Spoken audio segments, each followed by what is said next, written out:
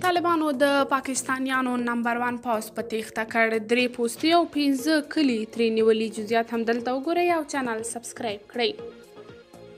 د تیرو 2 ورځو راهیسې د پښتونخوا په چترال سیمه کې د تحریک طالبان پاکستان لخوا تاریخي او خونړۍ جګړې شروع شوي چې په نتیجه کې د پاکستاني پوځ 3 پوستې سقوط شوي دي. 15 کلي هم د ټي ټي پي لخوا فتح شوي او لسګونه پوځیان ورته تسلیم شوي دي. د پاکستان پوځ ادعا کړې ده چې تحریک طالبان پاکستان له افغانستان څخه پر چترال برید کړی، خو یاد تحریک د پاکستاني حکومت دا ادعا رد کړې او ویلي دي چې د دوی مجاهدین دننه چترال کې ځای پر ځای شوي وو او له هماغه ځایه یې بریدونه پلان او عملي کړي. یاد تحریک په یوه خبرپاڼه کې لیکلي چې پاکستاني پوځ د خپل شرموونکې ماتې او تیښتې پټولو لپاره داسې ادعا کړې ده.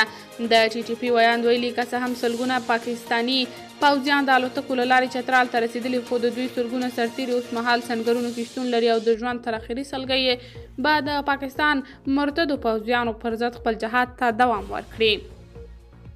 نجیب ننګیال لیکلي دي د دې جګړې لاندې ممکنه سناریوګانې هم د بحث وړ دي. لومړی، پاکستاني طالبانو د چین ضد قوتونو ملاتړ ترلاسه کړی، د بلوچ بیلتون پالو سره یې لاس یو کړی، د چین اقتصادي پروژو ته خطر پیښوي، چترال ته سرایت او له دې لارې ګلګت بلتستان کې تاوتریخوالی ممکن راتلونکی هدف واوسي. چین ته څیرمه سیمو کې د افراطي ډلو نفوذ ممکن دوی د چین ضد قوتونو د مالی او تسلیحاتي ملاتړ څخه برخمن کړي. دوهم، پاکستاني پوځ په یوه وخت خیبر پښتونخوا، بلوچستان او شمالي سیمو لکه چترال کې د عملیاتو توانایي بایللې او اقتصادي ناتواني یې طالبانو ته د بریدونو د پراخوالي فرصت ورکړی. دریم، پاکستاني طالبان د پراخ نظامی ظرفیت څخه برخمن شوي او غواړي په یو وخت په څو مختلفو سیمو کې بریدونه وکړي چې د پاکستان پوځي منابع او قوت وویشي.